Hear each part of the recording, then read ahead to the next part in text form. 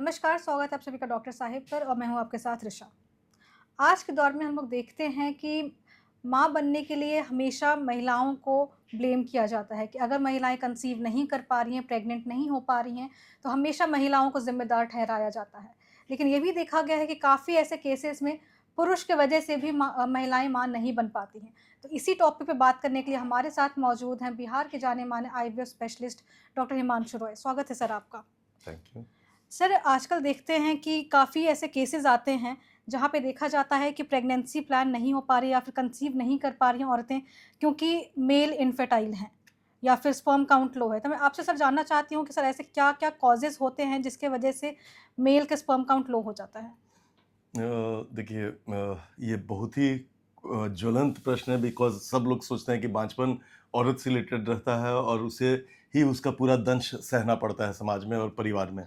लेकिन आपको जानकर ये आश्चर्य होगा कि ऑलमोस्ट जितने कपल्स होते हैं जिन्हें बच्चा नहीं हो पा रहा है, उसमें से ऑलमोस्ट 50% मतलब आधे जो लोग रहते हैं, उसमें मेल या तो खुद अकेला ज़िम्मेवार है या कंबाइंड माने दोनों पति-पत्नी दोनों में खराबी है। तो ऑलमोस्ट 50% लोगों में मेल फैक्टर उसको हम लोग बोलते हैं कि पुरुष प्रधान बांझपन या पुरुष बांझपन की समस्या साथ में रहती है। सर, अगला सवाल मेरा आपसे यह है कि अगर कोई मेल ऐसा है, अगर कोई आदमी ऐसा है जिसका स्पर्म काउंट लो है, तो क्या सर कुछ ऐसे साइन्स और सिम्पटम्स होते हैं जो पता लगता है जिससे कि उसका स्पर्म काउंट लो है? देखिए, स्पर्म काउंट लो होने के कई कारण होते हैं। हुँ, हुँ। तो अगर कुछ चीज़ें ऐसी हैं जिसमें कि साइन सिम्पटम्स होते हैं, जैसे कि किसी को अगर क्रोमोसोमल प्रॉब्लम है, क्लिनफिल्टर सिंड्रोम उसको बोलते हैं, जिसमें हम लोग का जो नॉर्मल क्रोमोसोम 46 XY होता है, इसमें XXY होता है, माने एक एक्स्ट्रा फीमेल क्रोमोसोम उसमें आ जाता है। हुँ, हुँ। तो उस इन तरह के लोगों की बनावट ही बिल्कुल अलग टाइप की रहती है, वो लंबे रहते हैं, उनका ब्रेस्ट भी थोड़ा-सा बड़ा हुआ रहता है, टेस्टिस का साइज़ भी बढ़ा हुआ रहता है। तो इस तरह की बनावट वो देखते ही हम लोग को समझ में आ जाता है कि ये क्लिनफिल्टर सिंड्रोम का पेशेंट है। उसी तरह कुछ रहते हैं पेशेंट जिनको कि हाइड्रोसील बोल के आते हैं कि हाइड्रोसील बढ़ा हुआ है, जबकि वो एक्चुअली वेरिकोसील का प्रॉब्लम रहता है, जिसमें कि उनका जो नस होता है, खून का नस जो टेस्टिस में जाता है, वो बहुत फैल जाता है, सूज फूल जाता है, जिसके चलते वहाँ ब्लड ज़्यादा जमा हो जाता है और टेस्टिस जिसे बॉडी के बाहर लो टेम्परेचर में रहना चाहिए, वहाँ उस एक्स्ट्रा ब्लड के चलते उसका टेम्परेचर बढ़ जाता है। इस तरह से और भी कई लोगों की हिस्ट्री रहती है कि जैसे बचपन में मम्प्स करके होता है, ऑर्काइटिस माने टेस्टिस में इन्फेक्शन होता है, जिसमें कि वो जो अंडकोश होता है वो फूल जाता है।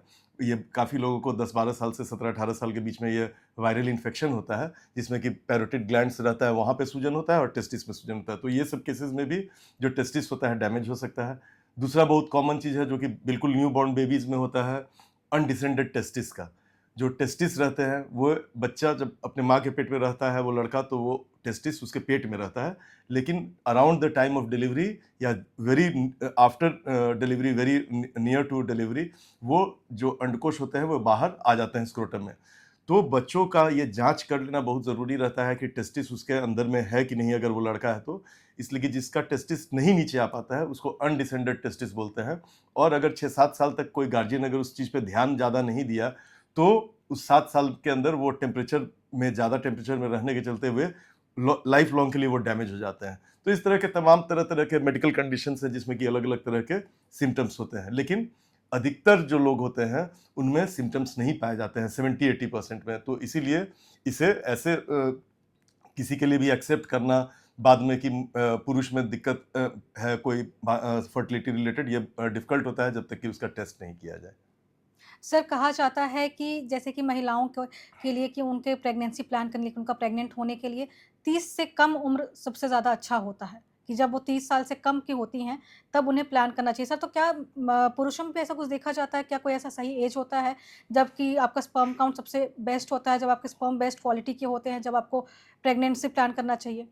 पुरुषों में ऐसा अभी देखा नहीं गया है, लेकिन अब बीच में जब आईवीएफ का प्रोसेस शुरू हुआ, तो बहुत सारे ऐसे कपल्स जो कि काफ़ी जिनका ज़्यादा एज था, बिकॉज़ आप जानते हैं कि औरतों में तो 40 साल तक आते-आते लगभग फर्टिलिटी खत्म हो जाती है, लेकिन पुरुषों में फर्टिलिटी तमाम उम्र रहती है, बिकॉज़ पुरुष को प्रेगनेंसी कैरी नहीं करना पड़ता है, औरत को प्रेगनेंसी कैरी करना पड़ता है, जो कि उसके स्वास्थ्य के लिए घातक हो सकता है, कभी कभी जानलेवा भी हो सकता है।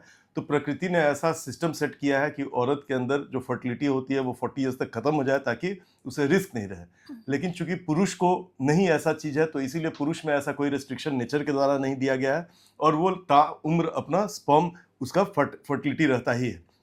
लेकिन जैसा मैं बता रहा था कि आईवीएफ आने के बाद से क्या हुआ कि बहुत ज़्यादा उम्र के भी लोग थे, 50 साल 60 साल की भी महिलाएं थी जिनके हस्बैंड का एज 60 साल 70 साल था।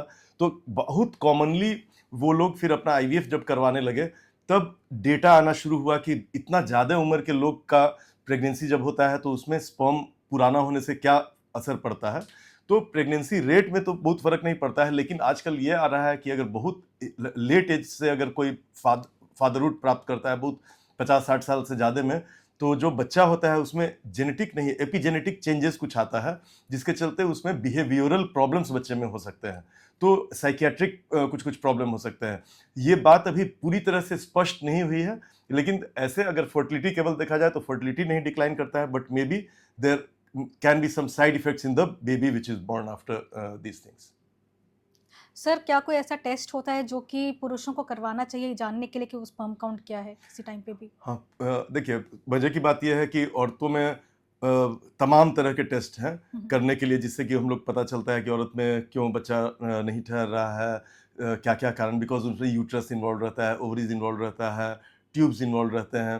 तो ये सब तो सबका अलग अलग टेस्ट होता है। लेकिन पुरुष जो फर्टिलिटी के प्रोसेस है उसमें एक ही चीज़ कंट्रीब्यूट करता है, वो अपना स्पर्म उसके बॉडी में, और ultimately sperm is the thing which goes and फर्टिलाइजेज the egg. तो सीमेन का भी टेस्ट एक सिंपल एक टेस्ट है, जो कि बहुत इजी नॉन इन्वेजिव टेस्ट है। उसके द्वारा हम लोग ये जान सकते हैं कि उस पुरुष का फर्टाइल स्टेटस क्या है।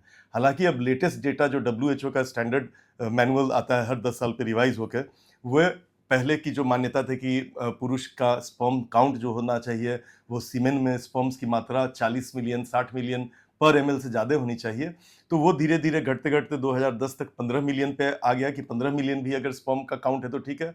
और लेटेस्ट अब रिसर्च ये आ रहा है कि काउंट से उतना मतलब नहीं होता है, न ही मोटिलिटी जो स्पर्म उसमें से कितना परसेंट चल रहे हैं। लोग को पहले लगता था कि 60-70% चलना चाहिए। तो अभी जो लेटेस्ट अभी जो रिपोर्ट्स आ रही हैं वो बता रही हैं कि स्पर्म का काउंट और उसका मोटिलिटी डायरेक्टली फर्टिलिटी को नहीं वो डिनोट करता है कि फर्टिलिटी कि कम काउंट और कम मोटिलिटी वाले लोग को भी बहुत जल्दी बच्चा हो सकता है, और ज़्यादा काउंट ज़्यादा मोटिलिटी वाले को भी कभी कभी टाइम लग सकता है बच्चा होने में। तो इस चीज़ का मैंने ये करना चाहिए। और सीमेन टेस्ट बहुत ही सिंपल टेस्ट होता है। पुरुष 2-3 दिन अलग रह के पत्नी से अपना सीमेन, पूरा जो सीमेन का टोटल वॉल रहता है वो कंटेनर में दे देता है, और वो जांच होता है जो कि बहुत कम देर, हार्डली 10-15 मिनट टाइम लगता है देखने में। और उसमें हम लोग काउंट और मोटिलिटी देखते हैं, मॉर्फोलॉजी देखते हैं कि स्पर्म की बनावट कैसी है, कुछ इसमें एबनॉर्मल सेल्स तो नहीं है, पस सेल्स तो नहीं है, और ये सब उस सीमेन लिक्विफाई कर रहा है कि नहीं। तो ये सब तमाम चीज़ सीमेन एग्जामिनेशन में होती है, जिससे कि हम लोग को अभी करेंटली प्रैक्टिकली पुरुष के फर्टिलिटी स्टेटस के बारे में पता चलता है। अगर और कोई एडिशनल दिक्कत हो या सीमेन में प्रॉब्लम रहता है, तब हम लोग और हार्मोनल टेस्ट, अल्ट्रासाउंड ये सब करा के देखते हैं कि किसी में कुछ कारण पर पता चल सकता है कि नहीं। कुछ जेनेटिक टेस्ट भी होते हैं, तो ये सब टेस्ट ज़रूरत पड़ने पे कराए जाते हैं, लेकिन मेनली सीमेन टेस्ट ही होता है जो कोई पुरुष में करते हैं।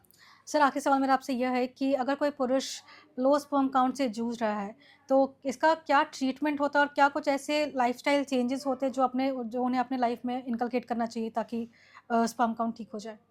जी ज़रूर, हम लोग लाइफ़स्टाइल चेंजेस के बारे में जानना है इसलिए ज़रूरी है कि हम लोग का लाइफ़स्टाइल आजकल बहुत ख़राब हो गया है। हुँ, हुँ, हुँ। जो स्ट्रेस इतना रहता है, हम लोग का फूड हैबिट्स जो हो गया है, बाकी भी हैबिट जैसे स्मोकिंग वगैरह हो गया है, लैपटॉप यूज़ करना, टाइट जीन्स पहनना, या ऐसा स्कूटर मोटरसाइकिल पे चलना जहाँ इंजन बिल्कुल हम लोग के टेस्टिस के पास रहता है।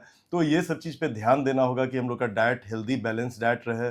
स्मोकिंग, इवन पॉल्यूशन, देखा गया है कि जहाँ पे पॉल्यूशन बहुत ज़्यादा रहता है वहाँ पे भी स्पर्म का डीएनए जो होता है वो डैमेज होने लगता है, और वो फर्टिलिटी घटाता है, अबॉर्शन के चांसेस को बढ़ाता है। तो ये सब चीज़ का अपने स्वास्थ्य का पुरुष को बहुत ध्यान रखना चाहिए कि वो क्या खा रहा है, क्या पी रहा है, कहाँ रह रहा है, कैसे रह रहा है। तो ये सब चीज़ इंपॉर्टेंट होता है जानना।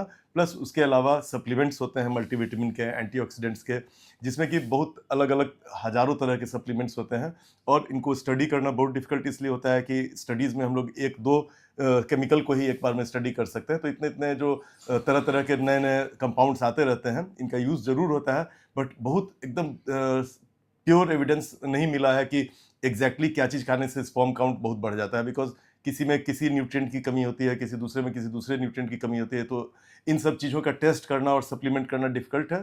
तो जनरल मल्टीविटामिन एंड एंटीऑक्सीडेंट्स का सेवन करना चाहिए पुरुषों को जिनको भी लो काउंट है, और लाइफस्टाइल का जैसे मैंने बताया, जिक्र किया, उसे उसके बारे में ध्यान देना चाहिए। बहुत बहुत धन्यवाद सर ये तमाम जानकारी देने के लिए। तो दर्शकों, आशा करती हूँ कि ये वीडियो आपके लिए लाभदायक रही हो। अगर अभी तक आपने हमारे यूट्यूब चैनल को सब्सक्राइब किया तुरंत कर ले, साथ ही हमारे फेसबुक पेज को भी लाइक करें। वीडियो देखने के लिए धन्यवाद।